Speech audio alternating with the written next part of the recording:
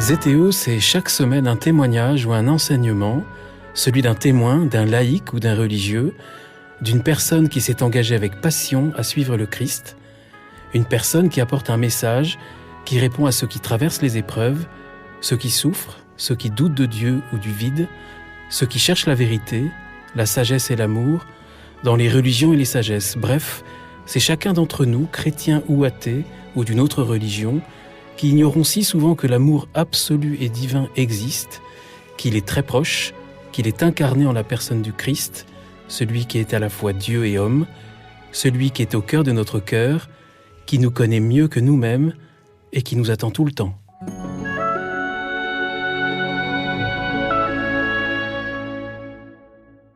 Bonjour chers auditeurs de ZTO, bienvenue pour un nouvel épisode, je suis Guillaume Devoux et vous propose aujourd'hui un voyage auquel nous sommes tous invités parce que ce voyage c'est la vie, comme le disait Christiane Singer, un voyage vers ce qui est le plus profond en nous, notre féminité face à Dieu, celle qui est merveilleusement portée par des femmes justement, qui marquent l'histoire de la spiritualité humaine. Mon invitée est justement une femme qui se spécialise dans la spiritualité et la mystique féminine.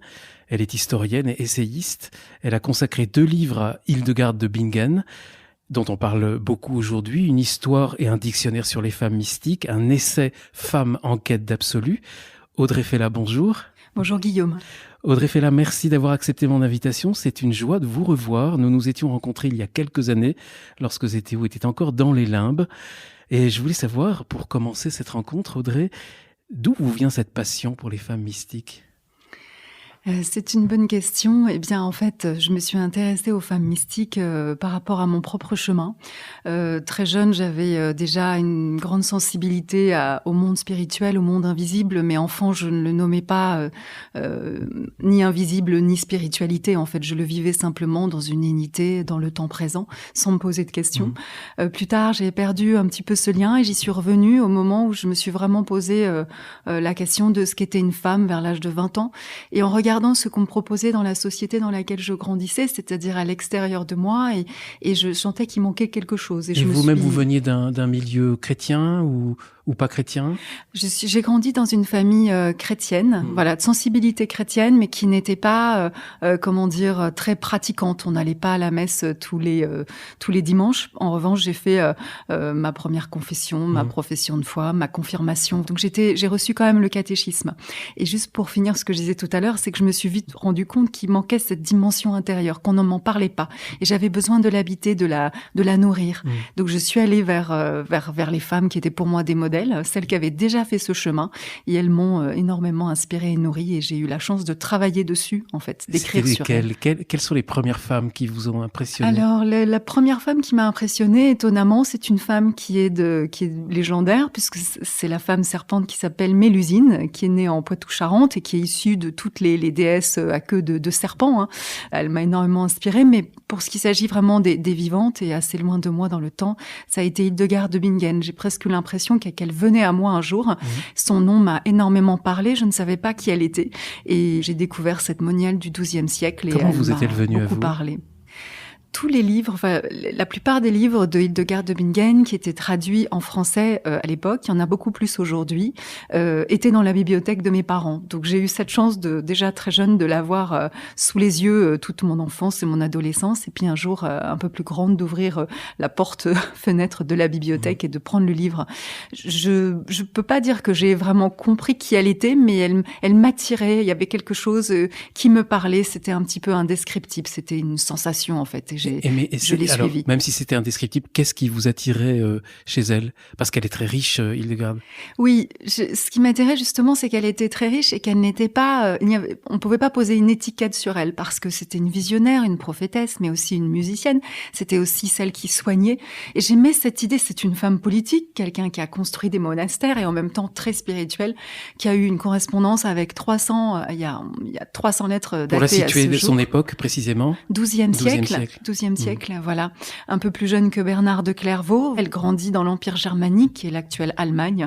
Et donc, toute le fait qu'elle ait cette richesse et qu'elle soit pas cantonnée à une seule fonction, un seul métier, me parlait beaucoup. J'aimais cette richesse et j'avais l'impression que je pouvais m'en emparer, en tout cas avec mon esprit de l'époque. Et puis après, il y avait quelque chose vraiment je pense que j'approchais ce qu'elle ressentait dans ses visions, c'est-à-dire vraiment la présence de la lumière qui lui inspirait toutes ces visions. Et je pense que déjà, je sentais la présence intérieure que j'allais découvrir un petit peu plus tard sur mon propre chemin. Donc je pense que c'est ça qui m'a attirée en elle, en fait, et qui survit dans l'invisible et au-delà du temps. Il y a une drôle d'histoire avec Hildegard de Bingen, parce qu'elle a été très connue, puis elle a disparu longtemps. Et puis là, elle réapparaît complètement. Elle est une sainte, c'est la sainte des écolos, presque. Ou des tisanes. Elle est très, très à la mode aujourd'hui. Elle est très à la mode. Elle est dans l'air du temps aujourd'hui. C'est vrai qu'elle a un peu disparu, mais pas pour tout le monde. Et elle est d'autant plus connue qu'elle a été donc canonisée et déclarée docteur de l'Église. C'est la 4e femme docteur de l'Église par Benoît XVI en 2012. Et à partir de ce moment-là, elle était beaucoup plus connue en Allemagne, où elle est fêtée le 17 septembre, jour de sa mort. Elle a été connue en France.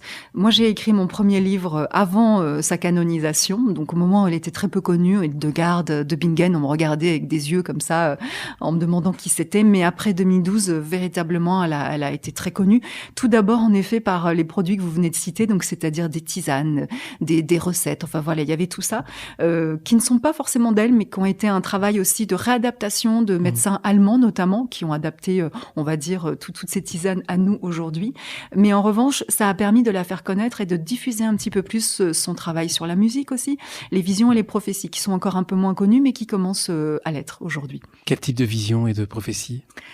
Hildegard a véritablement, dans ses visions, vu la naissance du monde, la structure qui composait la Terre, l'univers, jusqu'à celle de l'homme, puisqu'elles sont véritablement dans des proportions différentes, mais absolument identiques. Disons que chez Hildegard, tout ce qui est en bas est comme ce qui est en haut, et tout ce qui est en haut est comme ce qui est en bas. Il y a une corrélation, et bien évidemment, il y a du coup une interdépendance entre ce qui peut se passer dans le monde et ce qui peut se passer dans l'être humain, mais aussi donc dans sa santé. Et comment un désordre aussi à l'intérieur de nous peut véritablement influencer ce qui est à l'extérieur de nous. Donc elle a vu tout ça dans des visions. C'est une vision holistique. C'est une vision totalement holistique qui lui a permis d'établir tout ce rapport aussi aux soins, à l'art de soigner, et toutes ces compositions, ces concoctions et ces tisanes qu'on connaît, ces remèdes et pour soigner les maux de l'homme, mais tant sur un plan finalement du corps que de l'âme, puisque pour elle c'est absolument indissociable chez Hildegard. Donc il y avait ça, et elle va, comme ces visions vont aussi l'amener jusqu'à la fin des temps, qui pour elle n'est pas la fin de tout, mais simplement la fin d'un monde pour le renouvellement de celui-ci, en fait. Donc un monde qui se terminerait pour qu'un autre puisse renaître. Donc c'est pas une vision apocalyptique où il n'y aurait plus rien après, mais c'est une sorte de renouvellement nécessaire qui redemandera pour elle de véritablement contacter les valeurs spirituelles. Et c'est bien l'enjeu de cette fin. C'est pour le renouveau de ces valeurs-là. Elle faisait un petit peu peur à son époque aussi. Elle n'était pas toujours bien reçue par les autorités de son temps. Alors si, elle a été quand même, on peut pas vraiment dire ça. Bon, après, on peut jamais plaire à tout le monde, donc j'imagine que c'était aussi le cas d'Hildegard de Bingen. Mais elle a été, tout le message prophétique et ses visions a été validé par le pape de l'époque, grâce à l'intercession de Bernard de Clairvaux, qui a parlé pour elle en sa faveur à Eugène III, qu'il conseillait à l'époque. Et c'est véritablement le pouvoir papal qui va permettre finalement la diffusion de son message. Donc elle était, on va dire, dans les petits papiers. Et le fait qu'elle soit en accord avec l'institution chrétienne de l'époque a beaucoup aidé véritablement à ce qu'on la connaisse, puisqu'elle puisse voyager, continuer à diffuser tout ce qu'elle avait à dire et à partager, à transmettre. En revanche, elle a désobéi à un moment donné à l'institution. Elle a accepté de faire enterrer un jeune homme qui avait commis un crime et qui avait demandé, après avoir été confessé par un prêtre de l'époque, d'être enterré sur les terres d'un monastère. Ce que normalement, elle n'avait pas le droit droit de faire aux yeux de l'institution. Donc elle a été punie et elle a été interdite de chanter le psautier dans la semaine, qui sont en fait les chants de prière qu'on chantait au fil des jours de la semaine. Et pour Hildegard, c'était une grave punition parce que vraiment le chant était quelque chose qui nous reliait avec des énergies supérieures, avec la lumière, comme elle l'appelle, divine, mais en fait Dieu. Et donc pour elle, c'était quelque chose de très dur d'être dans ce silence. Donc à un moment donné, elle a su désobéir pour finalement obéir à une conscience plus grande qui était sa propre présence intérieure. Voilà. Donc elle a beaucoup d'audace. En même temps, elle n'a pas essayé de changer l'institution. C'est pas une révoltée, Hildegard. C'est une audacieuse. C'est une indomptée. Et elle a traversé les siècles, parfois oubliée, mais pas toujours. Elle revient à la mode au XXe siècle, au point même de devenir, pour certains, la prophétesse du New Age. Et c'est ça qui a fait peur à certains chrétiens, d'ailleurs. Oui, c'est vrai qu'elle a ce côté visionnaire et prophétique assez mystique, il faut le dire, qui n'est pas toujours du goût des institutions religieuses ou des universités, enfin, comment dire, les savants de l'université de théologie d'aujourd'hui, qui, en France en tout cas, et c'est très spécifique à la France, restent très rationnels, qui ont besoin d'étudier le phénomène mystique de l'extérieur. Or, ça pose la vraie question de comment peut-on étudier un phénomène qu'on n'a pas ressenti. On pourra y mettre du mot, mais on pourra jamais l'approcher. Donc, bon, ça, c'est un grand sujet pour les universitaires, mais c'est ce qui fait aussi qu'elle peut avoir ce côté un peu, oui, un petit peu, mais on veut pas tout prendre. Pour autant, elle est tout entière comme ça. On pourra pas mettre ça de côté, cet aspect-là. Assez souvent, ça revient assez souvent au micro de Zétéo avec des femmes comme Jacqueline Kellen, par exemple, je pense à elle. Les femmes mystiques peuvent déranger. Je pense aussi à Charlotte Joussaume qui avait écrit sur Marguerite Porete. Oui, elles peuvent déranger parce qu'elles ne sont pas là pour obéir à l'institution, comment dire, peut-être nécessaire soit-elle ou intelligente soit-elle ou bienveillante soit-elle. On accepte davantage d'hommes mystiques que de femmes mystiques. Oui, elles sont là pour établir un lien direct avec quelque chose qui est plus grand qu'elles, qui ne passe pas forcément par l'institution et notamment patriarcale, et donc elles échappent finalement au ressort du pouvoir qui a pu naître de ces institutions et qui a du coup aussi perverti à un moment donné ces institutions. Donc elles sont libres et elles assènent une vérité qui dépasse les dogmes, c'est une vérité vivante. Oui, je pense que pour aller dans votre sens, les femmes mystiques ont beaucoup plus dérangé que les hommes mystiques. On a accepté les hommes mystiques parce que c'était des théologiens, ils avaient établi des textes qu'on pouvait aller triturer comme ça avec notre raison intellectuelle. Mais les femmes mystiques, c'est quelque chose qui passe énormément par le corps, par la sensation. Or, dans le christianisme, à un moment donné, le corps est mis à mal. C'est vraiment quelque chose de malsain. Le corps, c'est le lieu des désirs, c'est le lieu de la vie, et on a besoin qu'il soit absolument étouffé pour laisser place à Dieu, alors qu'elles ont fait le chemin inverse. C'est si étonnant quand on pense que le christianisme, c'est la religion de l'incarnation. Absolument, c'est un dévoiement du christianisme qui au départ est en effet, on va dire, la voie absolue de l'incarnation du Christ et aussi du Christ en nous, bien évidemment, donc de cette présence rayonnante et lumineuse en nous. Donc oui, il y a quelque chose à peut-être retrouver. Quelles sont les autres grandes figures mystiques que vous avez rencontrées ?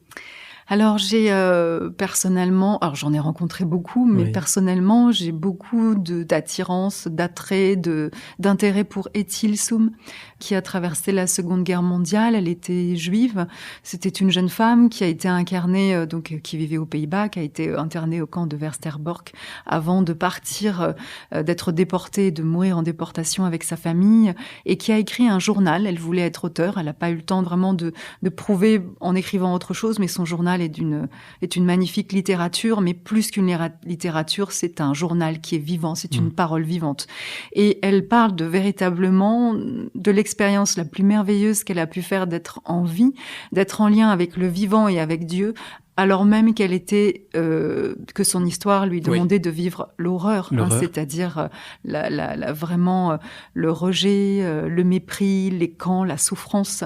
Et pour autant, elle n'a jamais continué d'être dans le don d'elle-même et d'aimer, même si ça a été très difficile. On peut pas dire que ça a été que facile parce qu'elle était dans des expériences mystiques. Mais elle a véritablement touché cette part d'éternité et et d'invisible et d'inconditionnel en nous, qui est ce noyau dur d'amour, et elle a pu le rayonner. Quand on la lit, moi je peux pas la lire à haute voix sans vraiment... Elle est lumineuse. Ce qui est étonnant, c'est qu'elle n'est pas chrétienne, et pourtant sa littérature est lumineuse, son témoignage de vie aussi est lumineux, presque christique. Tout à fait, tout à fait. Il y a vraiment un niveau, je pense, pour la mystique, où finalement, je veux pas faire de syncrétisme entre les traditions, c'est pas du tout mon propos, mais j'ai le sentiment que la mystique, c'est quelque chose qui est vivant au cœur de toutes les traditions. Et donc, à un moment donné, elles peuvent se rejoindre dans l'expérience, au-delà des dogmes, des institutions, et de la forme même de ce qu'elles proposent, même si la forme des traditions est très très belle. J'en conviens, puisque je le trouve moi-même, voilà. D'autres modèles encore, d'autres belles figures mystiques, avant de parler un peu plus de Christiane Singer? Oui, parce que j'allais parler de Christiane, mais je pourrais citer, aussi des femmes artistes, c'est-à-dire des femmes qui ne sont pas forcément religieuses, mais qui ont vécu des formes de mystique à travers la création en fait artistique, comme des poétesses comme Akhmatova, comme Marina Tsvetaeva, qui m'ont aussi beaucoup touchée, qui parlaient vraiment de la vie et qui, dans leur poésie, qui parlaient d'elles-mêmes, de leur histoire, qui était aussi très difficile, captaient quelque chose de vivant avec un V majuscule. Et en cela, elles ont partagé ce que Christiane appelle la grande vie, la vie vivante, qui les traversait, et elles ont su le transmettre dans leur poésie, et qui nous rejoint encore aujourd'hui. Donc c'est intemporel.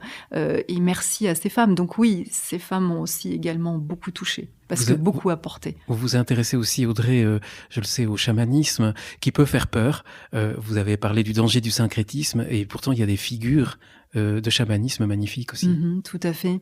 Oui. Alors le chamanisme, c'est une autre tradition, et là aussi, il ne s'agit pas de faire du syncrétisme entre tout ça, parce que ça les appauvrirait en fait, et qu'elles sont extrêmement riches et belles à part entière. Il y a des ponts entre elles. Il y a en effet des femmes chamanes extraordinaires. C'est difficile de s'intéresser aux femmes, à leur spiritualité, sans aller chercher véritablement ce qu'elle était dans les temps les plus anciens, c'est-à-dire avant la naissance des grandes traditions, ou simplement du christianisme, que finalement, d'un point de vue historique, assez récent. Donc, bien évidemment, je me suis intéressée au statut de ces femmes, à la position qu'elles avaient dans la société, et comment elles vivaient leur lien à l'au-delà, à l'invisible. Et j'ai découvert qu'en fait, c'était quelque chose qui passait énormément par le corps, plutôt que la raison, par la sensation, plutôt que le côté rationnel, l'esprit. Et elle nous invitait à sentir avant de penser. Elle n'opposait pas sentir et penser. Ce n'est pas ce que je viens de dire.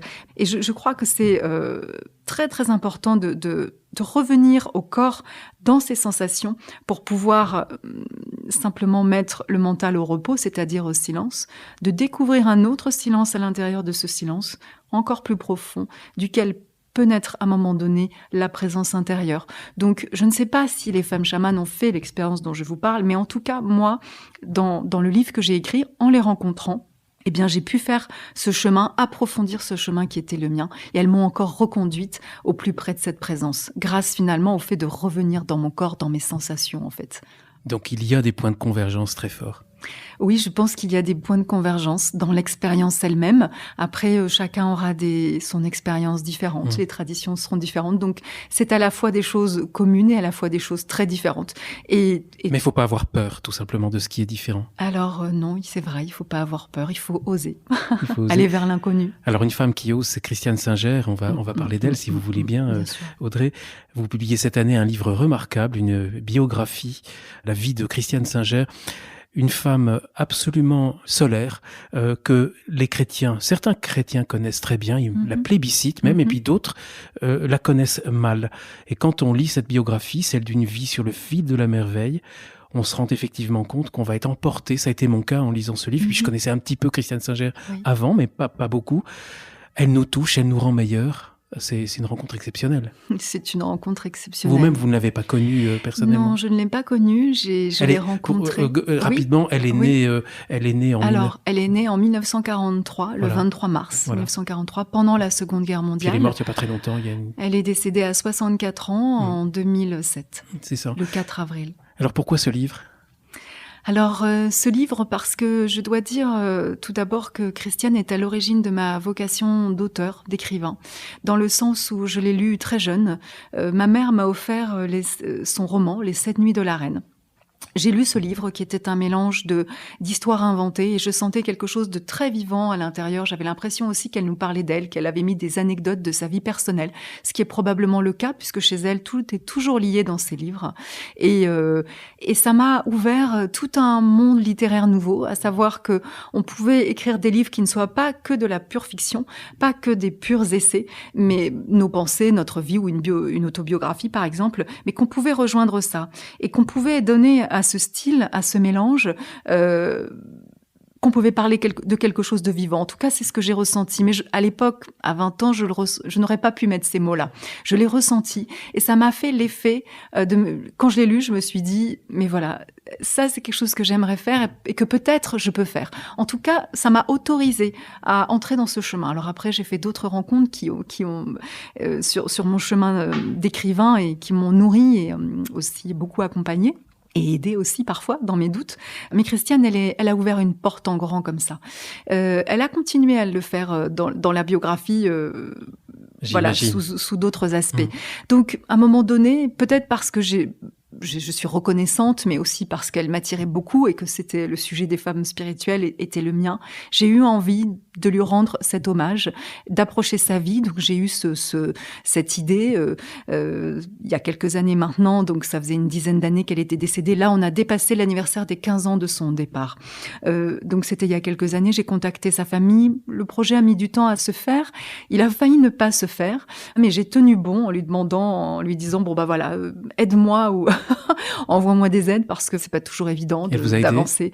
Et j'ai ressenti à un moment donné des choses se sont ouvertes et ça s'est fait. Je l'ai pris un peu comme une bénédiction de sa part en me disant allez d'accord. Alors, et donc je vais rentrer dans son intimité et pouvoir la rencontrer de présence à présence. Christiane Singer, c'est une femme magnifique, une très belle femme, c'est d'abord un grand écrivain.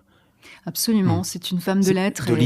De littérature, ce sont des romans, une plume absolument magnifique. Absolument, tout à fait. Je crois qu'elle aimerait, elle a fait mettre sur sa tombe qu'elle était écrivain.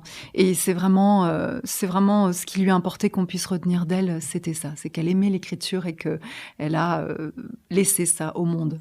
L'écriture comme une voie spirituelle. Absolument, absolument. Christiane a compris pendant l'écriture d'une passion que ce n'est pas elle qui écrivait. Je vais raconter, pour ceux qui ne connaissent pas l'anecdote, elle en parle dans le livre Rastenberg. Elle dit que à la fin de l'écriture d'une passion, elle s'est assise à son bureau et que soudainement, elle n'arrivait plus à écrire, ça ne venait plus. Bon, elle a laissé le temps passer, elle est revenue le lendemain, le surlendemain, et là, même chose. Plusieurs jours plus tard, elle s'est dit, mais elle a compris soudainement qu'en fait, ce n'était pas par sa volonté, mais tout simplement qu'elle était à l'écoute de quelque chose à l'intérieur d'elle qui lui permettait d'écrire. Elle a compris que quelque chose d'autre écrivait pour elle et se servait d'elle. Du coup, l'écriture est devenue pour elle vraiment une manière de se mettre à l'écoute de son intériorité pour finalement livrer passage, c'est son expression, à ce qui est, à ce qui venait. Et elle disait qu'il fallait qu'elle nettoie régulièrement cet instrument qu'elle était pour laisser passer ça. Et ensuite, elle s'est mise à travailler un langage de la présence. Christiane dit qu'elle avait envie de formuler l'indicible, qu'elle voulait parler d'amour charnel, spirituel, qu'elle voulait partager de la présence. Elle disait qu'elle trempait sa plume dans le silence dense et lumineux de son être, ce qui lui a permis d'explorer un langage de l'être, en fait, un langage poétique et aussi, finalement, toute une langue de la présence, en fait. C'est vraiment ce qu'elle recherchait. Et je pense qu'elle a vraiment réussi ce pari, d'une certaine façon, ou ce qu'elle ressentait, ce vers quoi elle allait, puisque son verbe est très audacieux et passé d'un style assez lourd, beaucoup travaillé de par la volonté. Un peu emphatique. Aussi, tout à fait, c'est ce que parfois on lui reprochait, à un style extrêmement dépouillé, extrêmement lumineux, extrêmement direct et vibrant, si je puis dire. Parce que quand on la lit, on a l'impression qu'elle est là et que ses livres n'ont pas vieilli. C'est de la grande littérature, c'est les sujets universels, c'est l'amour, c'est la société, elle dépeint sa société, les mœurs familiales. C'est de la grande littérature, c'est pas une littérature religieuse ou même mystique. Pas du tout, pas du tout. En fait, Christiane, bien évidemment, dans ses essais, elle peut tout à fait aller parler des traditions. Elle rejetait, elle se méfiait plutôt, c'est le terme plus juste, des dogmes et des institutions parce qu'elle faisait plus confiance à l'expérience de l'homme intérieur. Donc elle faisait attention à ça. Pour autant, elle n'a pas rejeté les traditions. Elle en a même fait son miel. Et elle avait l'art comme ça de citer des petites histoires sages de la tradition juive, des citations de la Bible, de raconter des histoires en les rendant tout à fait vivantes, tout à fait actuelles et très parlantes pour nous. En fait, elle revivifiait le message de ces traditions quelque part. Donc elle avait capté quelque chose. Elle disait qu'elle cherchait la présence une fois de plus dans ces traditions et qu'elle voulait partager ça. Et vous avez parlé des traditions juives. Elle est indéfinissable parce qu'en fait, de ses origines familiales, son père est juif, autrichien, qui a fui l'Autriche avec sa famille, elle est née, elle, en France, à Marseille. Elle est née à Marseille, tout à fait. Et sa mère est catholique. Oui. Et elle-même va recevoir une éducation catholique. Oui. Mais elle va ensuite, je ne dirais pas s'affranchir, mais elle va être une personne très libre. Oui, on peut dire qu'elle va s'affranchir. Elle dit elle-même qu'elle avait le sens du sacré quand elle était enfant et qu'à un moment donné, après ses études universitaires, elle est devenue une intellectuelle pure et dure. Elle a mis le sacré de côté, vraiment, ça l'intéressait plus. Elle a fait autre chose, elle a vécu autre chose. Elle disait, je veux vivre et mourir. Donc elle c'est une femme très contemporaine de son temps, absolument. tout à fait incarnée, une femme qui aime son époque passionnément. Oui, passionnément, qui aime la vie et très son active. époque. Oui, très active aussi. Donc, elle a mis à un moment donné de côté un petit peu cet aspect religieux qu'elle a retrouvé à la fin de la vie, mais dans une veine assez mystique. Ah oui, ça on en parlera, c'est absolument magnifique. Même si Christiane ne dit pas qu'elle était mystique, elle se considérait comme une chercheuse ardente. Tout à fait. Elle préférait ce terme. Oui. Elle fait une rencontre déterminante. Elle a quel âge quand elle rencontre Durkheim ? En fait, elle n'a jamais rencontré Durkheim. Elle a rencontré l'enseignement de Durkheim via une personne qui s'appelle Hildegund Grobner, qui vivait en Allemagne et qui diffusait son enseignement. C'était un petit peu... elle a vécu une grave crise de couple un peu avant 40 ans qui l'a poussée à s'interroger sur le sens de la vie. Et elle a rencontré Hildegund en 1986. Donc, si on fait le compte, elle avait environ 43 ans à peu près. 42-43 ans. Tout à fait, voilà. C'était au milieu de la vie, en tout cas un peu plus pour la sienne, puisqu'elle est partie à 64 ans. Et donc, à ce moment-là, elle va vivre cet enseignement qui vraiment est basé sur la mystique chrétienne, le bouddhisme zen, la psychologie de profondeur de Jung et la Leibthérapie, en fait, la thérapie initiatique. Et elle va véritablement vivre une transformation profonde qui va finalement nourrir sa vie tout autant que sa littérature. Quelques mots sur Durkheim que peut-être que les auditeurs connaissent mal. Denis Marquet, qui était l'invité récemment de Zétéo, parle de Durkheim, qui a été déterminant dans sa propre vie à lui, même si je ne pense pas qu'il l'ait rencontré. Il y a des questions de génération aussi. Durkheim est donc un philosophe, un diplomate, et un psychothérapeute. Et c'est aussi un homme qui a un parcours de vie insolite, puisqu'il a des péchés de jeunesse. Absolument. C'est peut-être d'ailleurs la raison pour laquelle Christiane Singer ne l'a pas rencontré. En fait, non, elle ne l'a pas rencontré. Ça ne s'est pas fait parce qu'il était à l'époque malade et très âgé. Mais elle a été bousculée quand elle a appris quels étaient ses péchés de jeunesse. Quand elle a appris ses péchés de jeunesse, qui était qu'il avait été un militaire très important, très actif pendant la Seconde Guerre mondiale et donc au service du nazisme. Ensuite, il a vécu une grande conversion. Il a fait son mea culpa. Il a lui-même évolué. Toujours est-il que quand Hildegard, pardon, le lapsus, c'est intéressant parce que Christiane adorait Hildegard, elle la cite souvent. Quand Christiane a su ça, bien évidemment, elle était outrée et elle n'a pas négligé cet aspect-là. Pour autant, elle a voulu se fier véritablement à l'homme qu'il était devenu après sa conversion et à l'enseignement lumineux qui transparaissait à travers Hildegund qui lui a elle-même, prodigué. Donc, elle a su faire la part des choses, mais en aucun cas, elle n'a validé ça. Ça, vous l'avez très bien rappelé, ses parents, son père était d'une famille juive athée. Si ses parents, comme son père et ses grands-parents, ont survécu à la guerre en venant s'installer en France à Lyon et n'ont pas été embêtés, pour autant, le reste de sa famille a été déporté et mort en camp. Donc, Lyon, ensuite Marseille, ils sont allés jusqu'à Marseille pour fuir justement tout à fait. persécutions. Et encore, ils ont été bien évidemment poursuivis puisque même en zone libre, on avait encore avoir des purges qui se faisaient avec, bien évidemment, c'est notre histoire, mais le gouvernement français aussi de l'époque. Donc ils ont été embêtés jusqu'au bout, mais finalement, ils ont pu passer à travers les mailles, en tout cas le père de Christiane. Et donc pour revenir à Christiane qui rencontre cette spiritualité et à la fois cette psychothérapie de Durkheim, vous dites dans le livre cette phrase que j'ai trouvée très intéressante, elle dit qu'à ce moment-là, elle va renouer avec le vieux démon de la sainteté. Oui, ça c'est son expression. Christiane aime les formules comme ça aussi, très terre à terre, très. Voilà, elle a un côté assez génial pour ça parce qu'elle a peur de rien. Elle aime les mots, elle les utilise de toutes les manières possibles avec vraiment beaucoup de talent. Et donc elle dit en effet qu'elle renoue avec ce diable de la sainteté. Je crois qu'elle n'était pas dupe sur ce qu'était la sainteté. Je crois qu'elle n'a pas cherché à être une sainte. Christiane, c'était la voie du désir. Voilà, la voie du désir avec un D majuscule. C'est-à-dire de vivre la vie, on l'a dit tout à l'heure, elle aimait la vie, elle aimait la société dans laquelle elle était, même si elle lui reprochait beaucoup de choses, la société de consommation, l'individualisme, tous les médias, tout ce que ça pouvait diffuser comme horreur à la télévision, elle se méfiait beaucoup de ça, elle faisait attention, c'était comme une hygiène de vie aussi personnelle pour son âme, mais pour autant, elle ne la rejetait pas. Et donc, je reviens à cette voie du désir, c'est-à-dire que elle a voulu vivre tout ce qui la rencontre, et je crois que sa vie vraiment le montre bien. Donc, c'est une voie de désir, mais aussi qui est allée vers le plus grand désir, qu'elle appelait le désir avec un D majuscule, qu'elle appelle, elle, l'éros.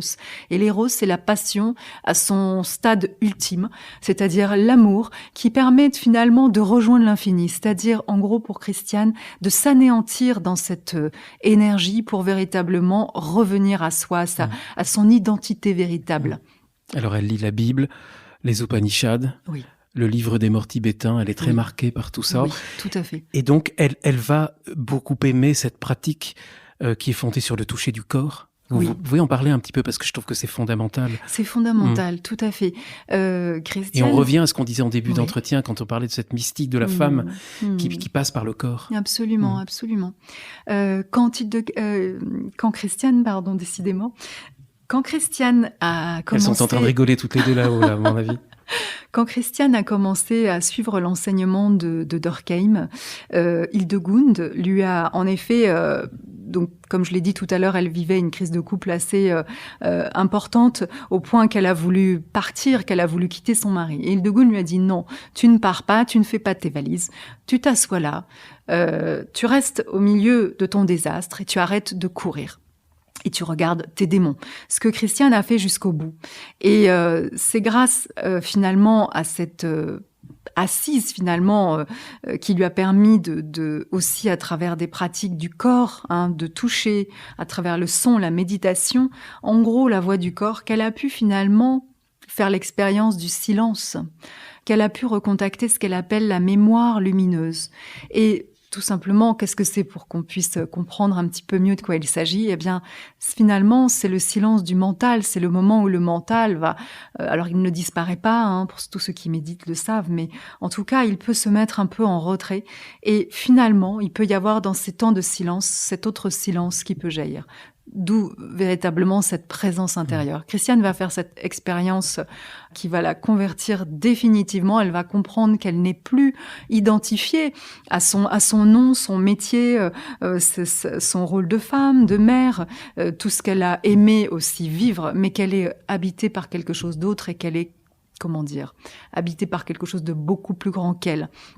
Ça va lui permettre de voir ses démons, ça va lui permettre de se laisser quitter par tous ses masques et de revenir à ce que j'ai appelé tout à l'heure son identité véritable, ce qui est l'expression de Christiane en fait. Donc, et grâce à la voix du corps, c'est-à-dire en revenant au corps qui est finalement la porte du ciel, elle a pu faire ça. Donc, comme je le disais, des exercices de toucher dans la respiration, tout ce qui peut finalement à un moment donné court-circuiter le mental. Le zen. Elle va développer des pratiques très orientales, l'art zen de l'ikebana, la cérémonie du thé, la calligraphie. Alors ça, ce sont les qualités d'Hildegund. Christiane était vraiment, dans ses stages, elle utilisera le yoga, le tai chi, la méditation zen, la marche Okuzen aussi, et les constellations familiales. Voilà, puisque le travail thérapeutique, psychologique va avec le travail spirituel pour Christiane. Les constellations familiales, c'est une théorie qui est développée par Hellinger. Bert Hellinger, tout à qui fait. est un prêtre et un psychanalyste. Oh oui, tout à fait, un prêtre qui deviendra Mmh. psychanalyste plus tard. Et c'est une thérapie qui consiste à libérer en quelque sorte les nœuds familiaux. Oui, on peut le dire comme ça, tout à fait, les nœuds familiaux transgénérationnels. Alors ça l'est de plus en plus. À l'époque, c'était assez novateur. Christiane était vraiment très précurseur, mais comme là, elle a été aussi pour le yoga, puisqu'elle a pris des cours de yoga très tôt, avant même que ça soit la mode en Occident, et elle donnait elle-même des cours après à Rastenfeld, à côté de Rastenberg, où elle a vécu en Autriche. Oui, parce qu'elle va partager sa vie entre la France et l'Autriche, et la passer plus en fait en Autriche dans le domaine familial. Oui, en même temps, à un moment donné, elle va tellement voyager qu'elle va, voilà, ça doit presque évaluer au niveau du temps en fait qu'elle a pu passer. Et donc, elle incarne vraiment une spiritualité ancrée dans la vie et le quotidien. Et ce qui est important, c'est vous l'expliquez très bien dans cette biographie.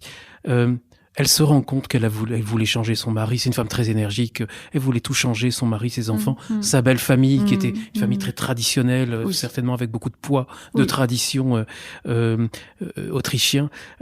Elle comprend qu'elle s'est trompée, que l'œuvre qui lui est confiée, ce n'est pas l'autre, c'est elle-même. Absolument, absolument. Ça fait partie de la grande conversion qu'elle va vivre, dont je parlais tout à l'heure.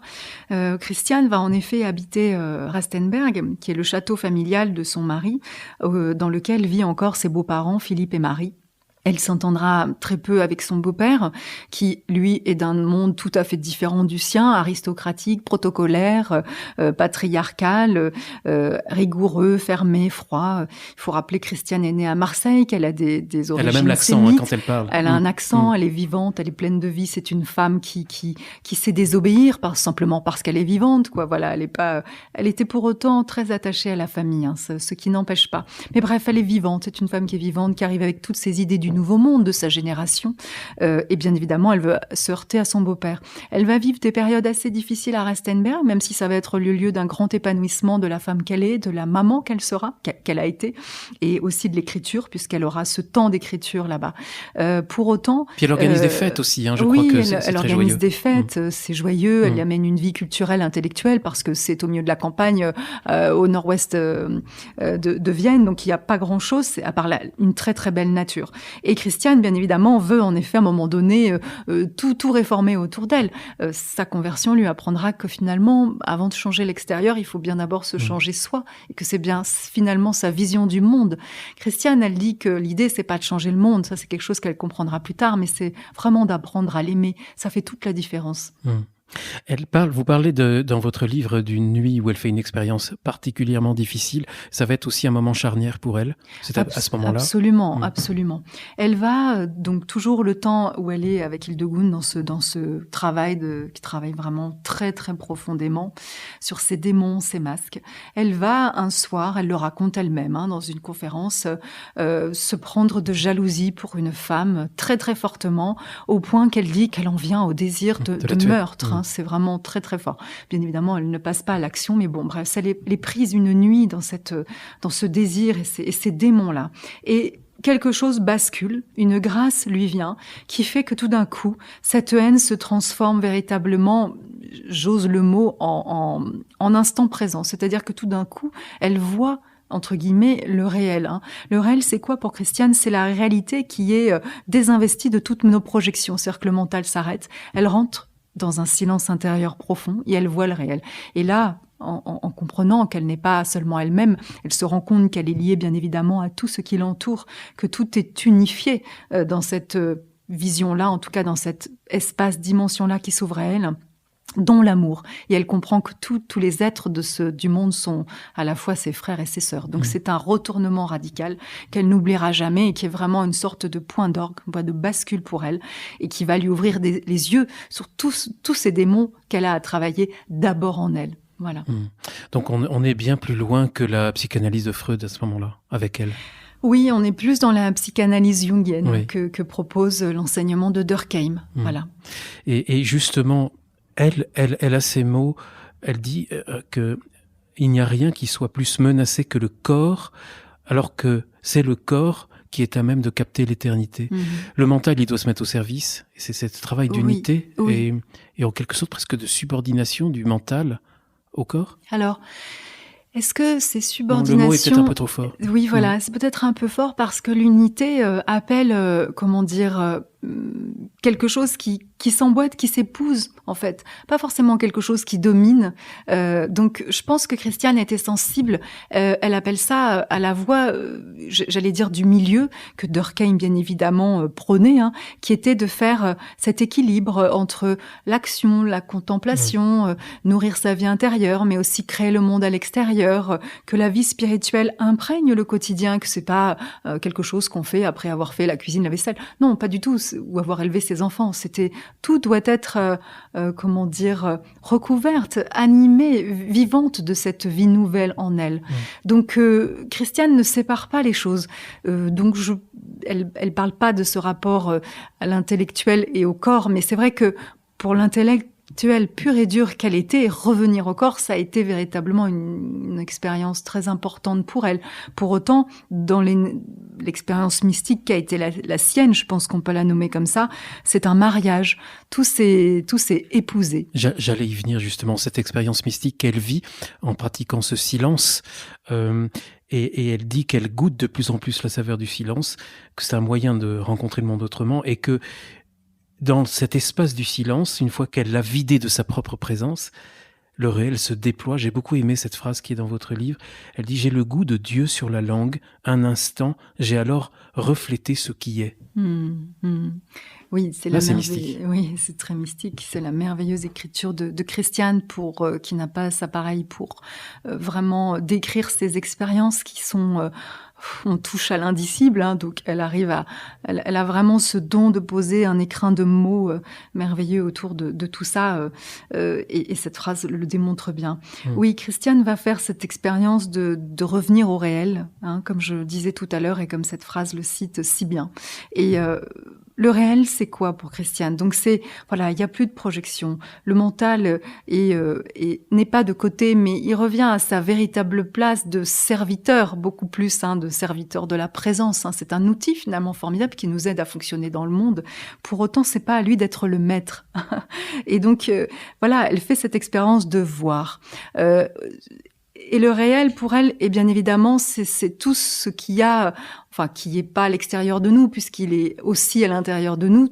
Là aussi, extérieur et intérieur sont unifiés. Mais toujours est-il que, en posant les yeux sur ce qui pourrait être dit extérieur, eh bien, c'est de voir comment finalement c'est nimbé d'amour, comment c'est recouvert de cet amour, de ce qui est beaucoup plus grand que nous, de cette vie vivante, en fait. Et Christiane a fait et a refait plusieurs fois ces expériences-là. Elle n'était pas dupe, elle savait ce qu'il y avait derrière les apparences. Alors, cet amour immense qui est en nous, en fait, nous en avons la mémoire. Elle fait allusion à la mémoire lumineuse, inscrite en chacun de nous, qui peut surgir partout et à n'importe quel moment. Oui. Même s'il y a l'ange du Talmud qui nous fait oublier, en quelque sorte, cette mémoire lumineuse. En fait, elle raconte cette histoire de l'ange du Talmud parce que elle dit, dans la tradition juive, on trouve la petite histoire qui raconte que l'enfant viendrait à la naissance de l'autre monde, finalement, où il savait tout, et que à la naissance, il va tout oublier, et parce que l'ange va lui poser le doigt sur la bouche pour ne pas dire, et que toute la vie sera véritablement ce chemin, ce grand détour pour revenir à la connaissance qu'il a perdue. Donc, c'est comme une nécessité. Elle a tout à fait conscience de ça, et une nécessité à accepter. Alors, elle va continuer à écrire. Elle va continuer d'écrire des romans magnifiques. Et en même temps, là, elle s'engage davantage. Elle participe à des séminaires.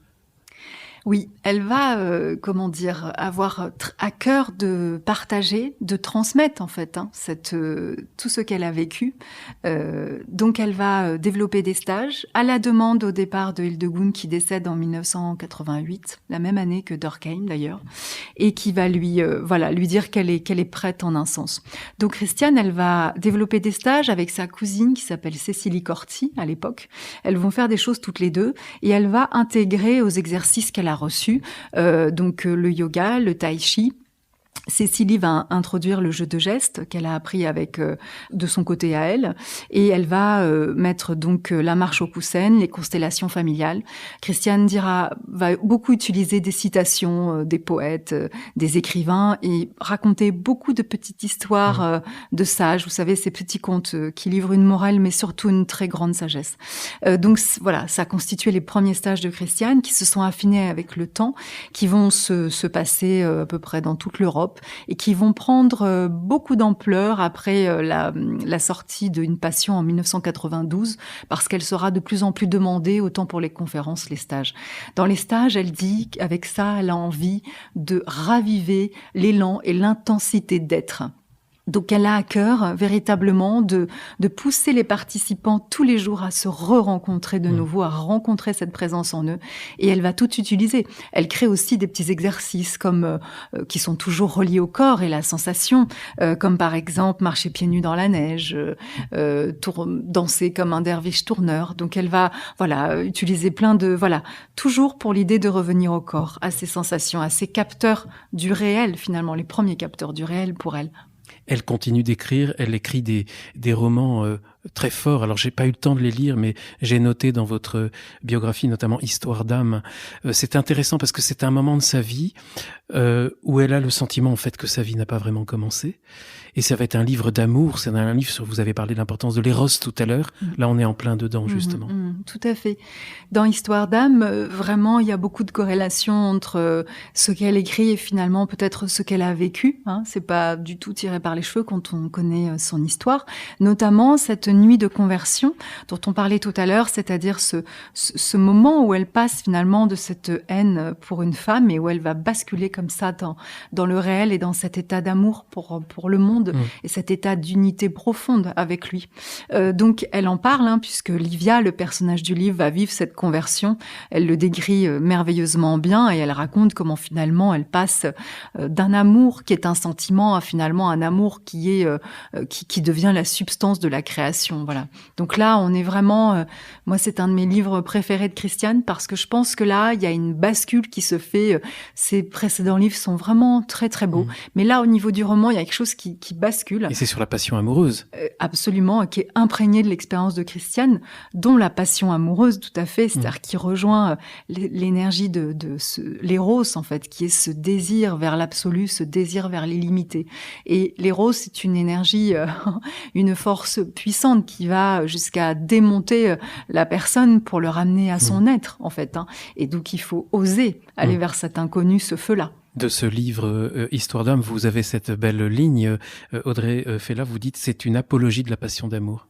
Oui, absolument, absolument, puisque c'est le thème du livre et vraiment elle le sert très bien, mais elle le sert aussi très bien dans une passion qui raconte l'histoire d'Héloïse et Abélard et dans le tout dernier qui était qui était pas un de ses préférés, mais son préféré, qui était Seuls ceux qui brûlent, voilà.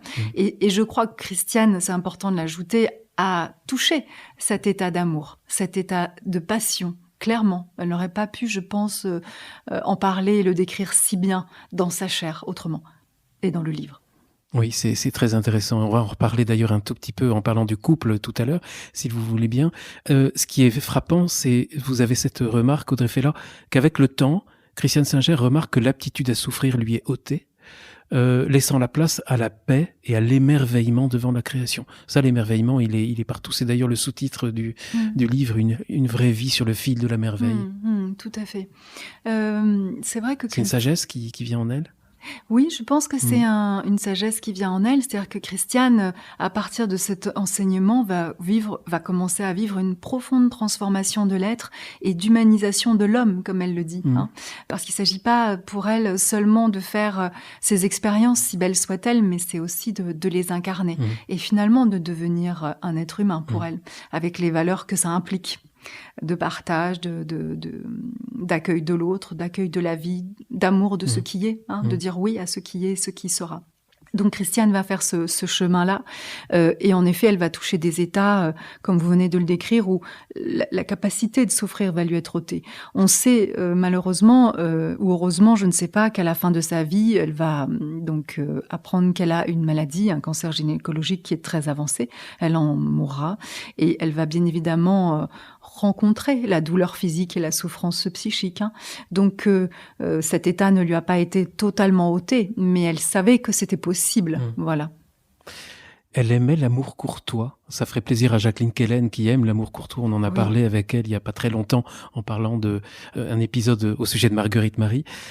L'amour courtois, c'est intéressant. Pourquoi elle aimait l'amour courtois ? Eh bien, parce que dans l'amour courtois, qui naît au XIIe siècle, la place de la femme est centrale et que le chevalier va véritablement se tourner vers sa belle élue pour véritablement spiritualiser cet amour, puisqu'il y a dans l'amour courtois cette idée que la dame, c'est vraiment la porte, le chemin pour le ciel, pour ce chevalier, mais aussi la porte pour les amants et que un tremplin aussi pour tous les deux vers ce même ciel. Donc oui, Christiane aimait beaucoup ce courant qui a redonné une place à la femme à une époque où elle était encore très complexe, très difficile. Les femmes étaient, il y avait une condition ou un statut qui était particulier, qui était très, comment dire... Là, vous parlez du XIIe ou du XXe siècle ? Je parle du XIIe siècle. On pourrait presque parler du XXe aussi. Oui, au Moyen-Âge, où voilà, les choses sont très... on est mariés, enfin, les femmes se marient, font des enfants qu'elles n'élèvent pas toujours selon la classe sociale dans laquelle elles sont. Ou alors elles sont destinées à rentrer au couvent. Enfin voilà, donc quelque chose est vivre seul, c'est très particulier. On a un exemple avec les Béguines qui va essayer de le vivre au XIIIe siècle. On parlait de Marguerite Porret tout à l'heure. Oui, le mouvement des Béguines qui va essayer justement de montrer que les femmes pouvaient être indépendantes, mais très vite l'institution religieuse patriarcale va les rattraper en leur demandant de se convertir chez les bénédictines, de rentrer dans les ordres. Mais moi je pense quand même que Christiane Singer pensait à son époque, parce que vous avez, dans votre livre, vous dites qu'elle revient sur la place des femmes dans la société et l'Église qui les a rejetées avec leur qualité féminine et que la religion s'est desséchée dans la raison. Je pense que là, il ne s'agit pas du XIIe siècle, il s'agit peut-être de tout ce qui s'est passé après. Tout à fait, tout à fait. Christiane fait en effet ce lien entre la position de la femme au Moyen-Âge et finalement ce qu'elle est aussi à ce moment-là. Christiane est une femme de son temps, donc elle est forcément, on peut dire, féministe, c'est-à-dire qu'elle est aussi pour la cause des femmes, mais elle n'est pas tout à fait d'accord avec le féminisme de l'époque qui n'a que des, comment dire, alors ce n'est pas péjoratif, mais qui a surtout des prétentions sur un plan horizontal, c'est-à-dire des droits économiques, politiques, etc., mais qui a oublié finalement, j'ai presque envie de dire, cette dimension intérieure et ce qui pourrait être de l'ordre finalement peut-être du devoir spirituel, donc c'est-à-dire d'habiter cette dimension pour la rayonner. Voilà. Alors c'est vrai que peut-être le mot devoir va choquer, gêner parce qu'il n'y a pas de devoir, il n'y a qu'un état de liberté. Mais Christiane pose la question, en étant elle-même ceci, peut-on être femme si on oublie cette dimension de soi ? Voilà, elle qui l'a si bien incarnée. Donc là, elle se frotte un petit peu avec les féministes de son temps, qui d'ailleurs ne comprendront pas son dernier livre, où Alba, le personnage principal, va à un moment donné, par amour, renoncer à peu près à tout, jusqu'à sa liberté, mais finalement pour toucher un amour beaucoup plus grand. Un amour beaucoup plus grand qui en plus va avoir un effet de transformation sur l'homme qu'elle aime. Donc ce livre, qui était magnifique, qu'elle adorait, a été très très mal perçu parce qu'on s'est dit non mais cette Alba là au Moyen-Âge, c'est pas possible qu'elle existe aujourd'hui, elle a rien compris alors qu'elle est déjà dans un, comment dire, dans une autre réalité qui est pas, comment dire, non pas qu'elle soit pas reliée à celle ici-bas, mais qui la nourrit de plus haut. Elle dit, Christiane Singer, je parle au nom des femmes. En fait, c'est ça, un peu sa mission. Je vous cite Audrey Fella, un passage rapide de votre livre.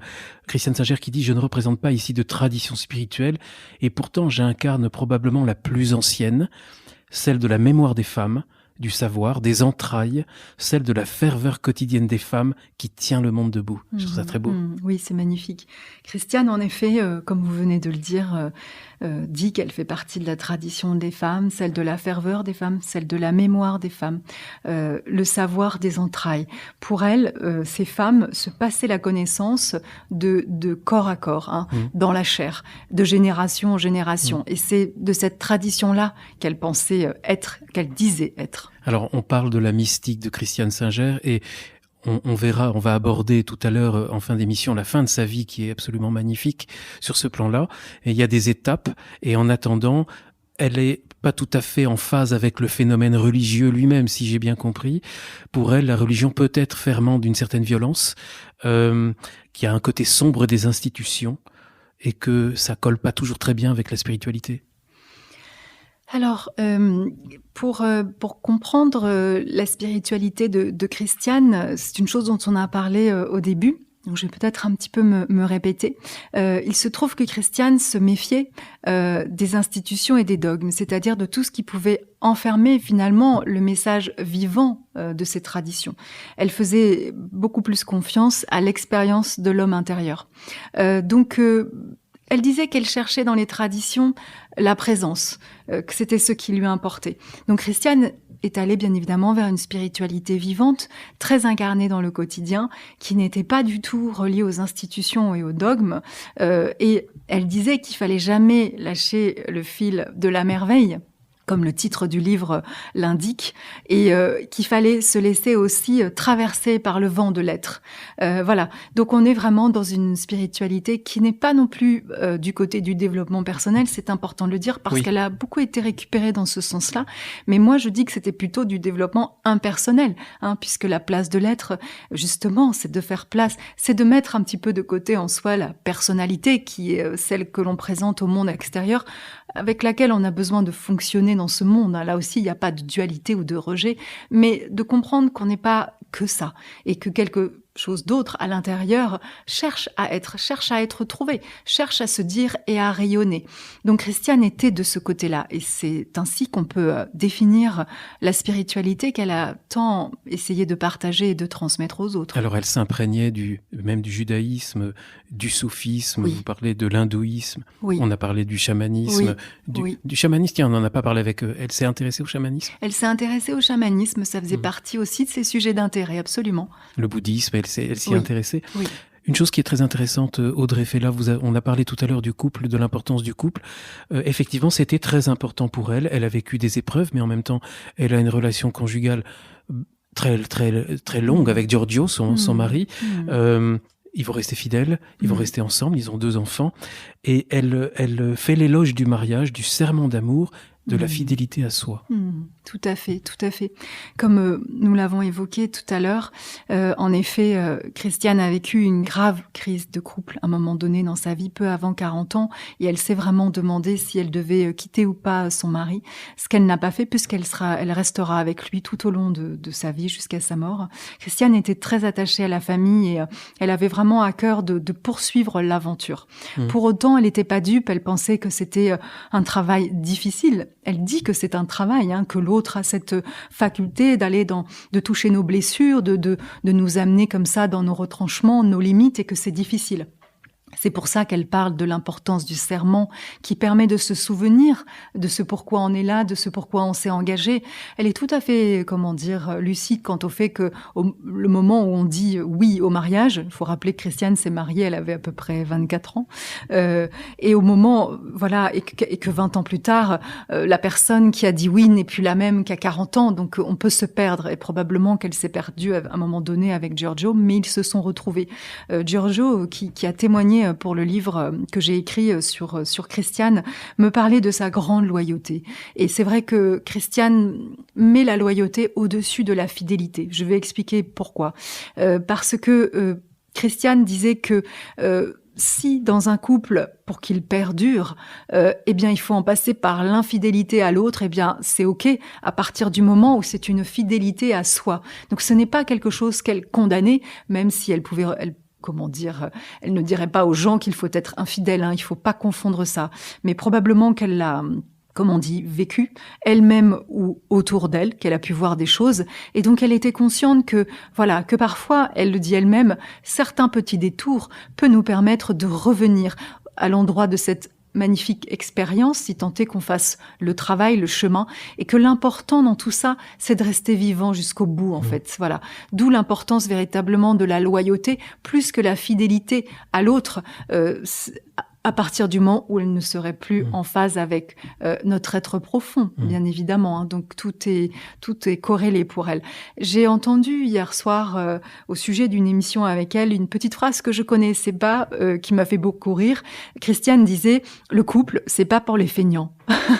Et je trouve, elle m'a beaucoup fait rire, parce que je trouve qu'elle résume à peu près tout ce livre qu'il faut lire, parce que c'est un message vivifiant et qui ne rencontre pas d'épreuves, en fait, sur le long chemin que l'on partage avec l'autre. On est au cœur là, parce qu'on parlait de l'éros, on parlait de la passion, la passion amoureuse. L'amour est sacré, et elle a cette formule, je crois, enfin c'est vous qui l'écrivez, mais vous la partagez certainement avec elle, ou c'est peut-être la vôtre. Pour couper l'homme de sa transcendance, la société n'a qu'à dégrader la relation de l'homme et de la femme et désacraliser la sexualité. Oui, elle était très lucide sur l'époque dans laquelle elle vivait, et elle était très critique sur ce modèle de couple qui était proposé, c'est-à-dire pour elle ce qu'elle appelait finalement le couple bourgeois, fait de protocoles où on n'ose pas se quitter, se parler ou simplement être vivant. Et elle fustigeait ça complètement, et elle parlait aussi finalement de tout le phénomène de la société moderne qui désacralisait en fait n'importe quelle chose vivante, que ce soit le couple ou la maternité. Enfin, c'est un phénomène moderne bien connu. À force de vouloir en retirer finalement tout l'aspect, tout d'abord religieux et ensuite spirituel, revenir à la simple matière, on désacralise tout. Alors que tout le chemin de Christiane, c'était de revenir à cette sacralité de tout, notamment du couple et de ce partage et de cet amour-là. Je crois que c'était une bonne mère aussi. Elle avait 2 fils. C'était une bonne mère. C'était une bonne maman, oui, tout à fait. En tout cas, ses fils ne m'ont pas dit l'inverse, Dorian et Raphaël, qu'elle a eu assez tard, en tout cas pour sa génération, à 30 ans, et le deuxième à 37 ans. Elle disait, Christiane, que c'est très beau. Elle dit qu'un enfant, d'abord, qu'il ne nous appartient pas, que c'est véritablement une âme ancienne qui vient d'ailleurs et qu'il faut accueillir avant d'éduquer. Et probablement aussi qu'il faut laisser aux enfants la possibilité d'éduquer leurs parents plutôt que l'inverse. Donc elle était, je crois, très lucide sur tout ce que l'enfant peut nous apprendre de nous-mêmes, sur les limites dans lesquelles il peut nous amener, dans ses retranchements, enfin dans toutes les difficultés qu'il faut affronter dans l'éducation de tous les enfants en fait. Elle dit que l'enfantement, l'éros et la vieillesse étaient pour elle les 3 grandes étapes de la vie spirituelle, et que elle-même, après la naissance de son premier enfant, elle a renoué profondément avec le sens du sacré qu'il avait quitté quelques années auparavant. La vieillesse, justement, elle avait peur de vieillir? Alors, je n'ai jamais trouvé dans les écrits de Christiane cette peur de vieillir, mais elle en a beaucoup parlé. Elle d'ailleurs écrit un livre sur les âges de la vie où il y a un très beau chapitre sur la vieillesse. Elle avait 40 ans alors. Elle n'avait pas encore vécu la vieillesse. Et il faut rappeler qu'elle est décédée à 64 ans. Donc elle a commencé à la vivre, mais elle n'a pas pu vraiment l'explorer. Donc pour autant, c'est un sujet qui revenait vraiment. Donc probablement qu'elle se posait beaucoup de questions et que peut-être ça lui faisait peur. Toujours est-il que pour elle, c'est synonyme de bienveillance, de transparence et de patience. Et Christiane aspirait à cette transparence. Et sa dernière et ultime épreuve, d'ailleurs, l'a menée à cet état de transparence totale. C'est ce que vous écrivez justement dans votre livre, que cette peur de vieillir qu'elle a pu éprouver, en fait, a été vite remplacée par ce que vous dites être le murmure de la louange qui m'habite dans une transparence totale. Elle a effectivement vécu une belle transparence. Oui, une belle sagesse. Oui, une belle transparence, pourquoi j'enlève le mot beau? Probablement que ça l'a été. Toujours est-il qu'il faut quand même dire et rappeler les conditions dans lesquelles elle l'a vécu, c'est-à-dire la maladie, un cancer qu'elle a appris le 1er septembre 2006. Un médecin lui a dit qu'il lui restait 6 mois à vivre. Elle va tenir 7 mois. Et elle va en effet toucher cette transparence, mais ça va être aussi au prix d'un grand dépouillement. Elle va toucher la douleur physique, la souffrance psychique. Elle va goûter ce qu'elle appelle le terrifiant mystère de la maladie, et elle va en faire les frais. Toujours est-il que, alors on en témoigne magnifiquement dans son journal, dernier fragment d'un long voyage que je conseille à lire, parce que même si ça raconte un chemin difficile, c'est lumineux. Pourquoi? Parce que malgré qu'elle en parle de cette souffrance, c'est aussi une célébration de la vie et de l'amour. L'amour qui pour elle est plus fort que la mort. Donc elle a témoigné de ça. Les gens qui l'ont côtoyée, ses amis, sa famille, disent qu'en effet, à l'hôpital, elle était dans cette transparence. Donc probablement que la maladie a été une sorte de processus alchimique, ce sont ces termes qui ont accéléré ce mouvement de dépouillement intense, une initiation redoutable et véritablement comment dire, pour la rendre à sa nudité et à l'amour, parce qu'elle dit que finalement, au-delà du pire, il n'y a pas rien, mais il y a l'amour. Elle a su l'accepter, elle l'a vécu. Elle a presque, à ce moment-là, elle dit, je suis en train de devenir chrétienne ou de redevenir chrétienne. Elle va à la messe quand elle peut. En fait, elle ne peut pas aller à la messe, mais dans l'hôpital où elle est hospitalisée, il y a un prêtre qui passe dans les chambres et qui fait, comment dire, qui la communion, qui partage la communion. Et Christiane avait à cœur de vivre ces moments-là, très à cœur. Elle avait aussi des visions, qui lui venaient, elle en témoigne toujours, c'est d'elle, dans son journal, de Padre Pio ou du Christ, qui a pris une place très importante pour elle à ce moment-là et qui l'a accompagnée jusqu'à sa naissance au ciel. Oui, elle dit qu'à ce moment-là, elle a comme des révélations qui lui permettent de tout voir différemment, de façon beaucoup plus simple. Oui, elle le dit, qu'elle a des révélations, c'est-à-dire qu'elle parle de nuits où elle dérive, où après avoir parfois vécu la souffrance la plus intense, elle se voit partir, elle sait qu'elle va partir, elle va goûter à cette, à cette profonde énergie d'amour, en fait, qui est la substance même de la création, comme elle le dit, et qui va lui permettre de franchir, en fait, peut-être le voile de l'autre monde.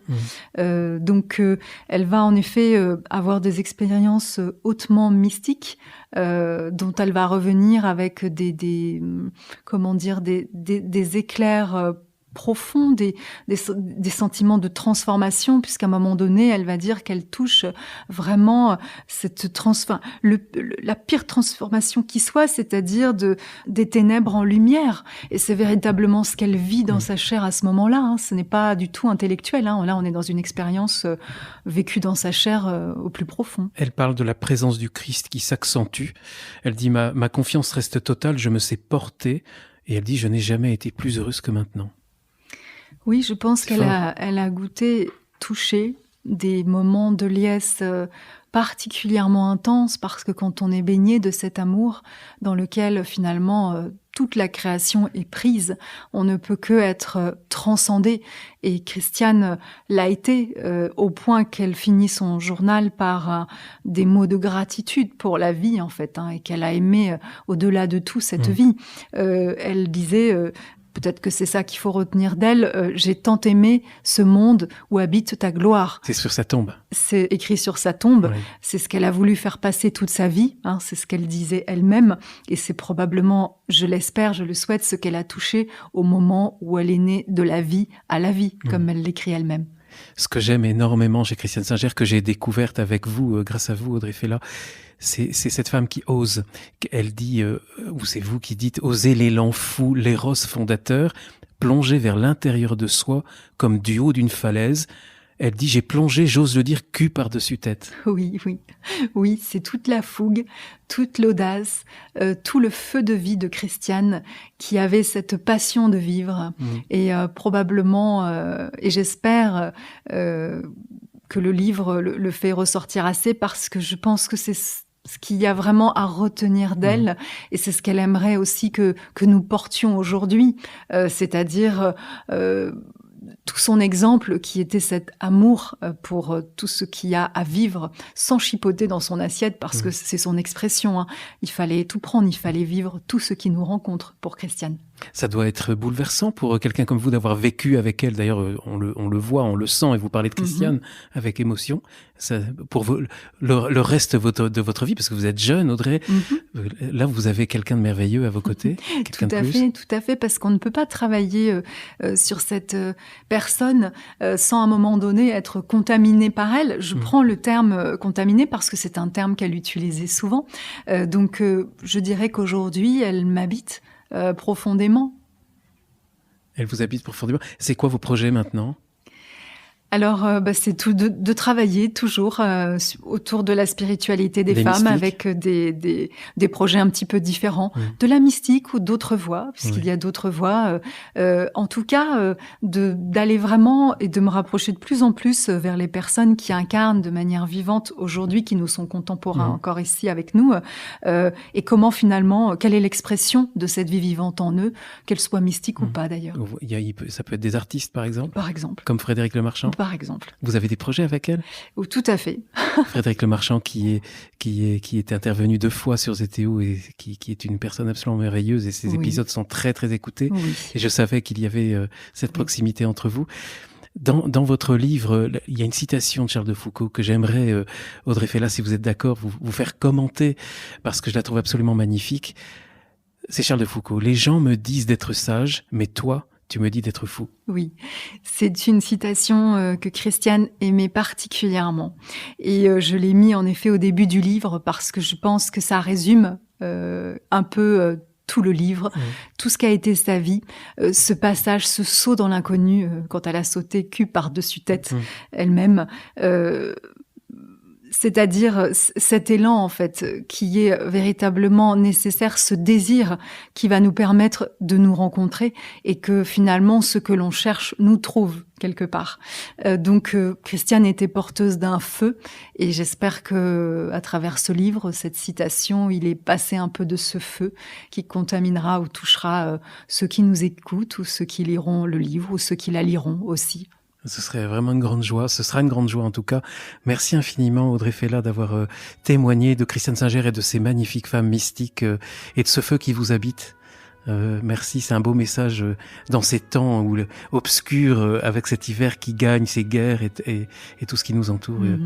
Vous n'avez pas l'air très très angoissée. Eh bien, angoissée, non. En revanche, concernée, sensible à ce qui se passe, bien sûr. J'essaie de faire en sorte que l'angoisse ne me gagne pas parce que s'il me gagne, alors c'est que cette guerre se poursuit aussi en moi et gagne du terrain et que l'horreur gagne du terrain en moi. Et je pense qu'il faut résister à ça tout en accueillant ça. C'est-à-dire résister, ça ne veut pas dire ne pas l'accueillir, mais ça veut dire incarner cette lumière et ne pas laisser l'ombre gagner du terrain en soi. Merci infiniment Audrey Fella d'avoir participé à cette émission. Merci à vous. Merci chers auditeurs, à bientôt pour un nouvel épisode.